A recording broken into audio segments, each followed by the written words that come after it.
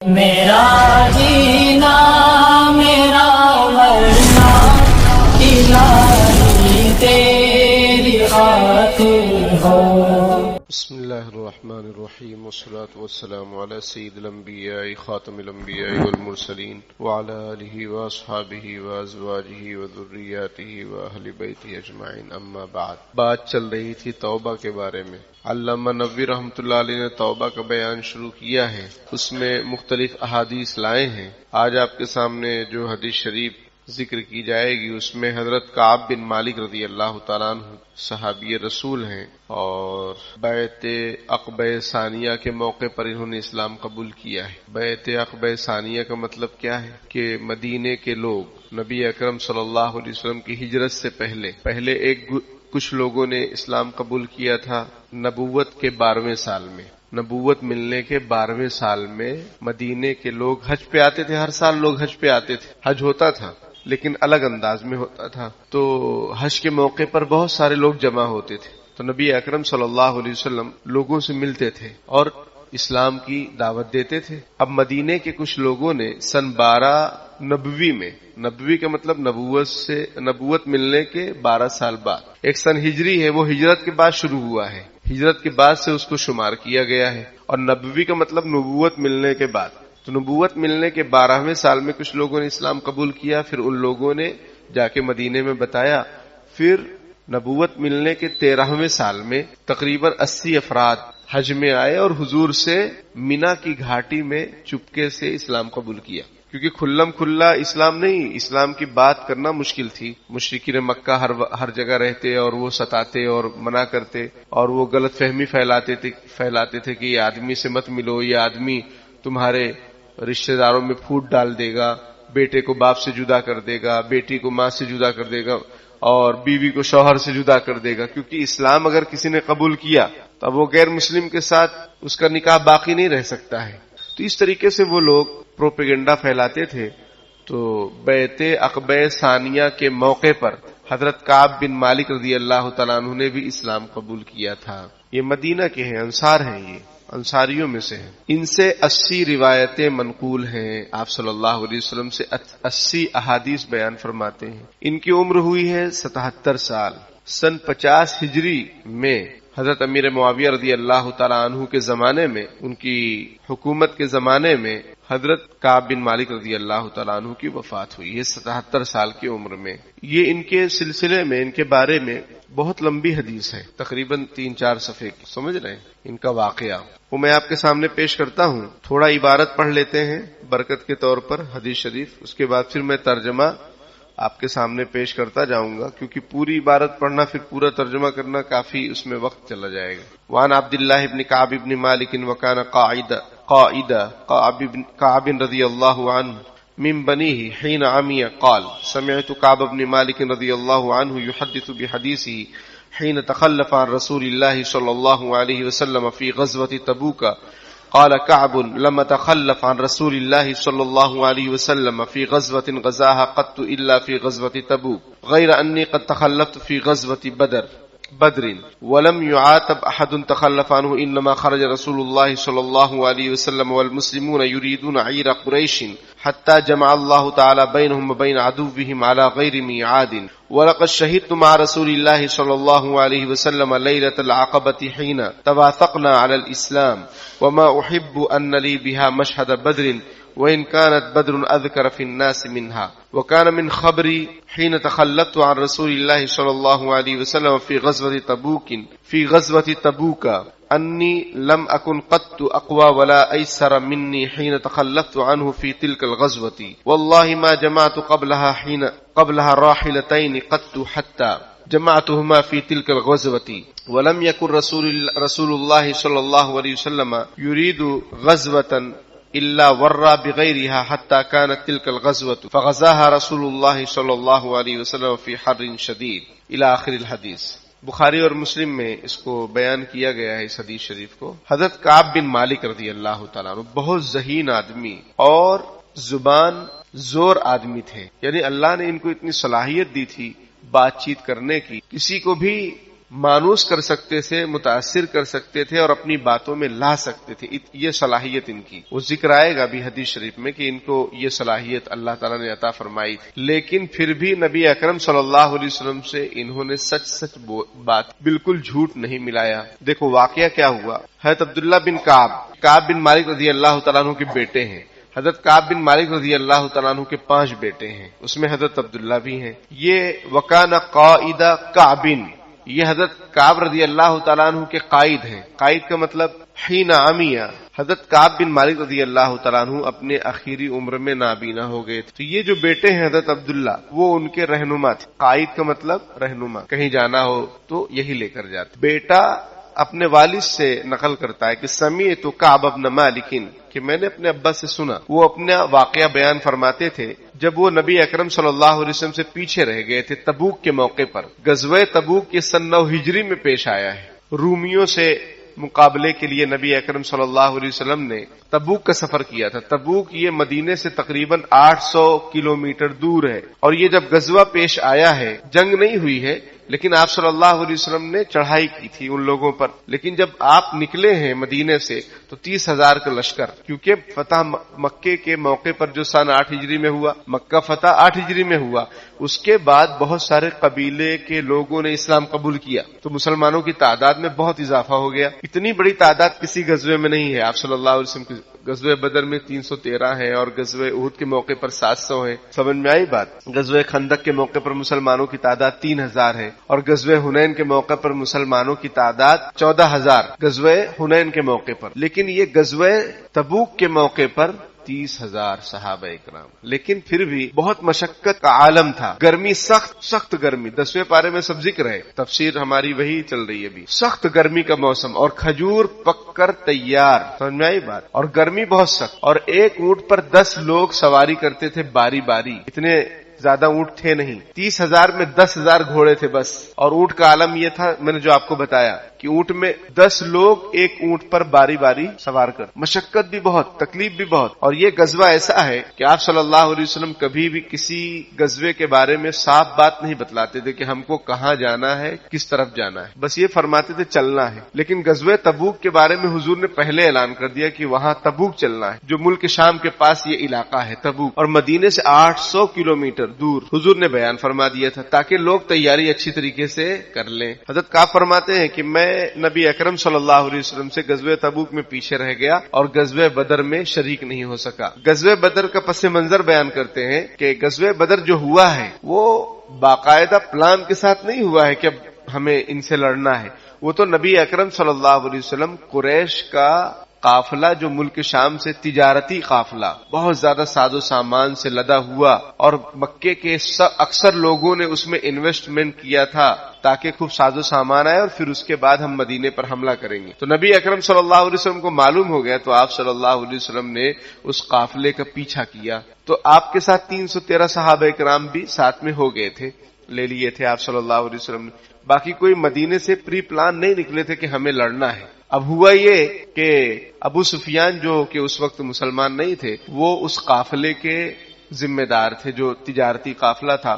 ان کو خبر لگ گئی کہ آپ صلی اللہ علیہ وسلم اس طرح ہم پر حملہ کر کے پیچھا کرنے والے اور ہمارے قافلے کو پورا سامان لینے والے. تو اس نے راستہ بدل دیا. ابو سفیان نے ابھی اسلام نہیں قبول کیا انہوں نے، تو انہوں نے اپنا راستہ بدل دیے، دوسرے راستے سے چلے گئے، مکہ پہنچ گئے اور پھر مکے میں سب کو بتلا دیے کہ اس طریقے سے مسلمانوں نے ہمارا پیچھا کیا تھا. تو مکے کے اندر تیاری شروع ہو گئی جنگ کی اور وہاں سے قافلہ نکل گیا. بدر بھی مدینے سے تقریباً 80 کلومیٹر دور پر ہے. آج کے زمانے میں تعمیرات جبکہ بہت شاندار ہیں اور راستے بہت شاندار ہیں تو بھی لوگ جلدی ہمت نہیں کرتے ہیں بدر اسپیشل جانے کی. بہت کم لوگ جاتے ہیں زیارت وغیرہ کے لیے، ورنہ لوگ بس جو قریبی جگہ ہے وہیں جاتے. تو اب جب نبی اکرم صلی اللہ علیہ وسلم کو معلوم ہوا کہ وہاں سے لشکر نکل چکا ہے تو آپ نے وہیں قیام کر لیا. اب پھر وہ لوگ آئے تو پھر مقابلہ بھی ہو گیا.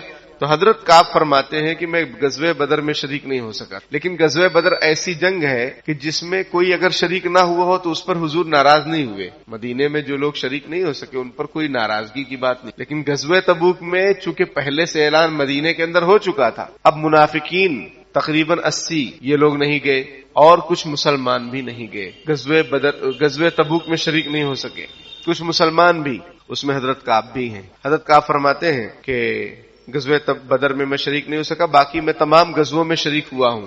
غزوہ بدر میں شریک نہیں ہو سکا اور غزوہ تبوک میں، باقی تمام غزوات میں شریک ہوا ہوں۔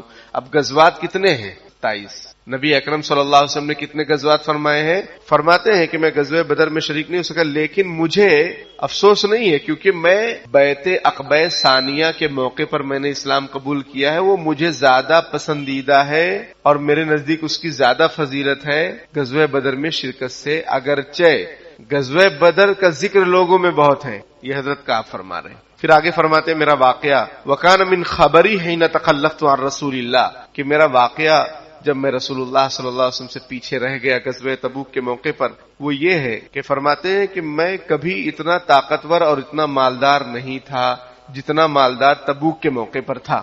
میرے پاس دو سواریاں تھیں، کبھی میرے پاس اس سے پہلے 2 سواریاں جمع نہیں تھی، اور اچھی خاصی سواری، اور آپ صلی اللہ علیہ وسلم کا یہ انداز تھا جب کہیں جانا ہوتا تھا تو پہلے سے بتاتے نہیں، لیکن غزوہ تبوک کے بارے میں بتا دیے تھے۔ فرماتے ہیں کہ نبی اکرم صلی اللہ علیہ وسلم نے ایک غزوہ بہت سخت گرمی میں کیا ہے، اور دور دراز کا سفر 800 کلومیٹر، 450 کلومیٹر مکہ ہے، اور مدینے میں 450 یا 480 ایسا کچھ ہے، یا مان لو 500 مکہ اور مدینے میں، اور باقی ساری جنگیں ادھر ہی ہوئی ہیں، لیکن یہ 800 کلومیٹر اور اس زمانے کا پہاڑی علاقہ، اور سامنے لشکر بہت زیادہ، 40,000 کا لشکر ان لوگوں نے تو صرف لڑاکے تیار کر کے رکھے تھے 40,000 روم والوں نے، اور ان کو 1 سال کی پیمنٹ بھی دے دی تھی بادشاہ نے، اور بھی لشکر اس نے تقریباً 1 لاکھ یا 2 لاکھ لشکر اور بھی تیار کر کے رکھا تھا رومی بادشاہ نے، اور یہاں صرف 30,000۔ لیکن یاد رکھیے کم من فیۃ قلیلۃ غلبت فیۃ کثیرۃ باذن اللہ، بہت سی چھوٹی چھوٹی جماعتوں نے بڑی بڑی جماعتوں کو ہرا دیا ہے اللہ کے۔ ابھی اسرائیل بھی گھٹنے ٹیکا تھا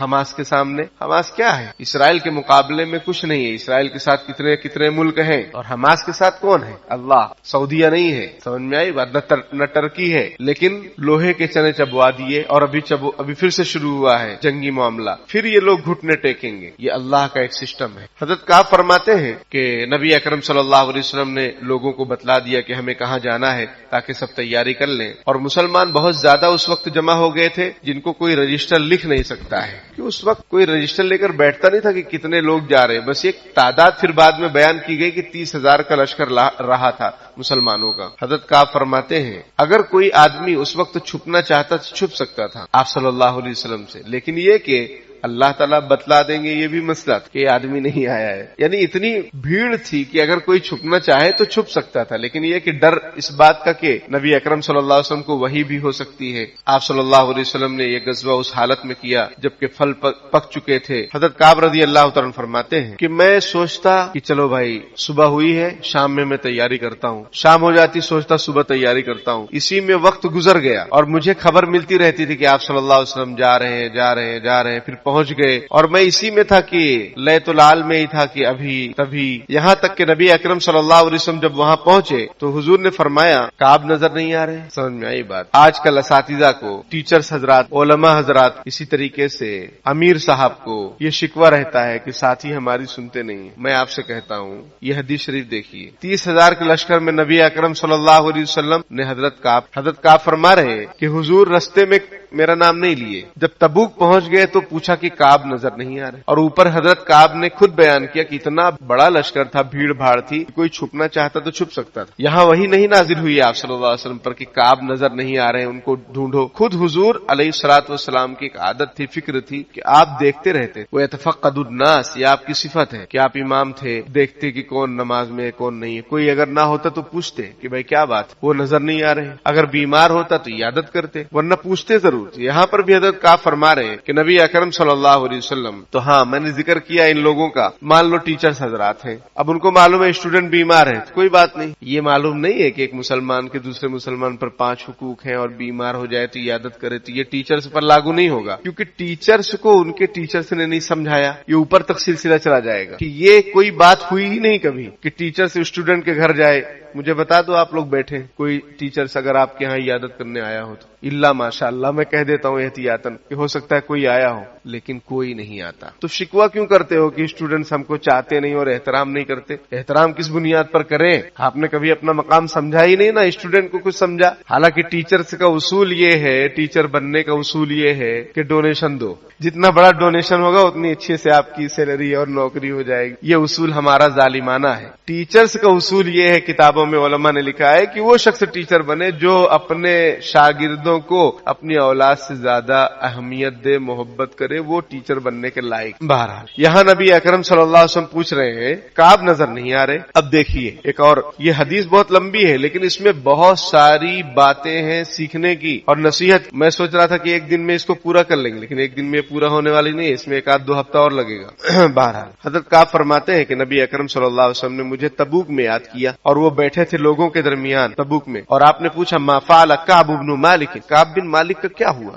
رضی اللہ تعالیٰ عنہ۔ ایک آدمی نے بنو سلمہ میں سے کہا، اے اللہ کے رسول، اس کی 2 چادروں نے اس کو روک رکھا ہے، اس کی 2 چادروں نے اس کو روک رکھا ہے، چادروں کے کناروں نے اس کو روک رکھا ہے، اور چادروں میں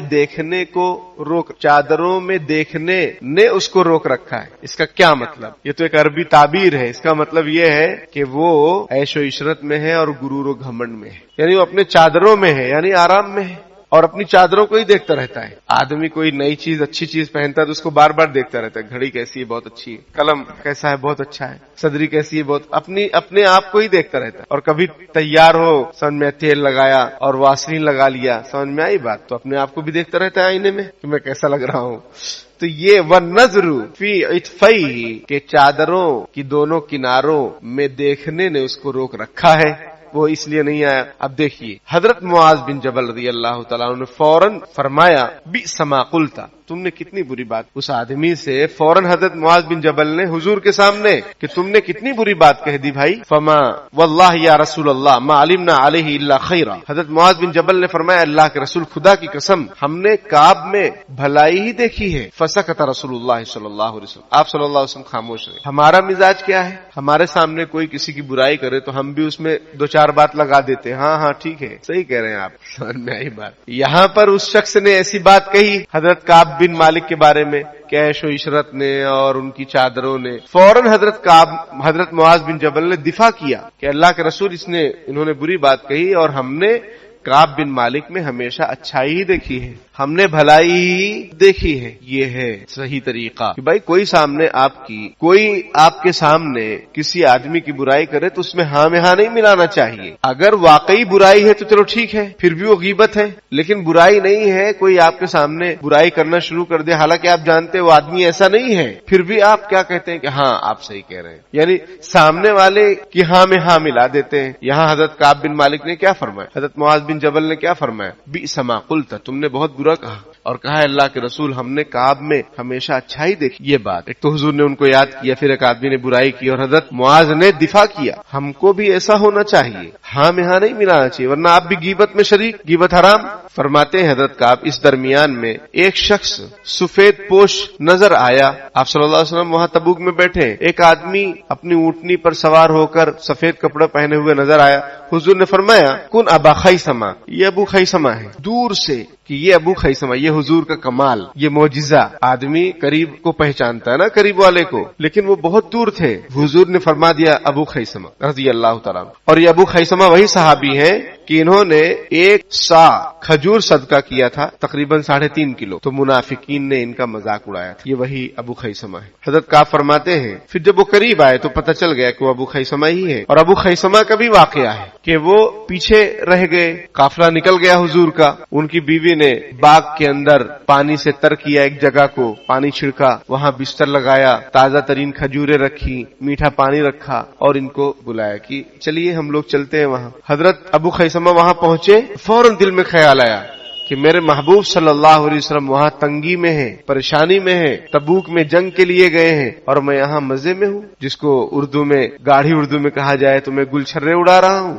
فوراً اس کو چھوڑ چھاڑ کر وہ تبوک پہنچ گئے اپنی اونٹنی سے، اس لیے وہ بعد میں پہنچے۔ حضرت کعب فرماتے ہیں اب میرے دل میں وسوسہ آنے لگا کہ میں یہ بات کروں گا، حضور سے یہ بات کروں گا، اس طرح سے بات کو کروں گا، یعنی یہ جھوٹ بولوں گا، یہ اس طریقے سے۔ اب میں تو گیا نہیں، اب حضور وہاں 20 دن رکے تھے تبوک میں، جنگ نہیں ہوئی، وہ ڈر گئے رومی سارے کے سارے کہ ارے مسلمانوں پر تو ہم حملہ کرنے کا ارادہ کر رہے تھے، یہ مسلمان پہلے ہی چڑھائی کر دیے، تو اللہ نے ان لوگوں کے دلوں میں رعب ڈال دیا، تو جنگ نہیں ہوئی، لیکن 20 دن آپ نے وہاں قیام کیا آپ صلی اللہ علیہ وسلم نے، اور کچھ چھوٹے موٹے علاقے حضرت خالد بن ولید رضی اللہ تعالیٰ عنہ کے ذریعے سے فتح کروا لیے۔ اب حضرت کا آپ جو ہے سوچ رہے ہیں کہ میں یہ بات کروں گا، یہ بہانہ کہہ رہے ہیں، میرے دل میں سب خیالات شروع ہو گئے اور میں حضور کی ناراضگی سے نکل جاؤں گا، ایسا سوچ رہے تھے۔ کہتے ہیں کہ میں نے اپنی فیملی میں ہر آدمی سے مشورہ کیا کہ مجھے کیا کرنا چاہیے، مجھے کیا بات رکھنی چاہیے، یہاں تک کہ معلوم ہوا کہ حضور صلی اللہ علیہ وسلم مدینہ آنے والے ہیں۔ اب جب یہ معلوم ہوا کہ حضور مدینہ پہنچنے والے ہیں تو میرے دل سے وہ جھوٹ اور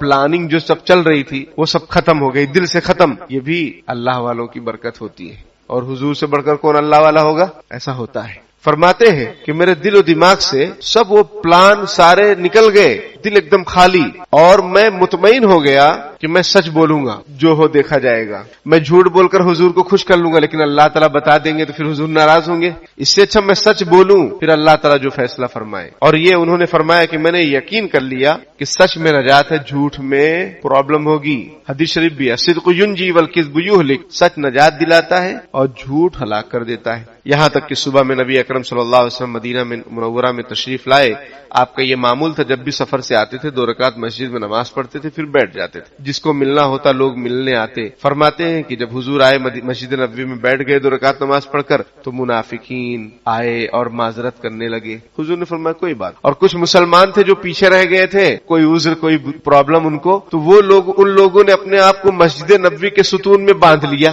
اور کہا کہ جب تک حضور ہمیں چھوڑیں گے نہیں ہم لوگ بندھے رہیں گے۔ یہ بھی تقریباً 10-12 صحابہ اکرام۔ تو اللہ تعالیٰ نے ان کے بارے میں آیت نازل فرما دی، حضور نے ان کو معاف فرما دیا اور جو ہے چھوڑ دی۔ لیکن یہ تین لوگوں نے آ کر اپنی ساری سچ بات بتا دی کہ ہمیں کوئی عذر نہیں تھا، کوئی پرابلم نہیں تھی، ہم سوچ رہے تھے، بس سوچتے ہی رہ گئے۔ تو حضور نے فرمایا کہ تمہارا معاملہ اللہ کے سپرد ہے، اللہ جو فیصلہ فرمائے۔ حضرت کعب فرماتے ہیں کہ جب نبی اکرم صلی اللہ علیہ وسلم آئے مسجد نبوی میں بیٹھے تھے تو میں بھی گیا اور میں نے سلام کیا، تو حضور نے سلام کا جواب دیا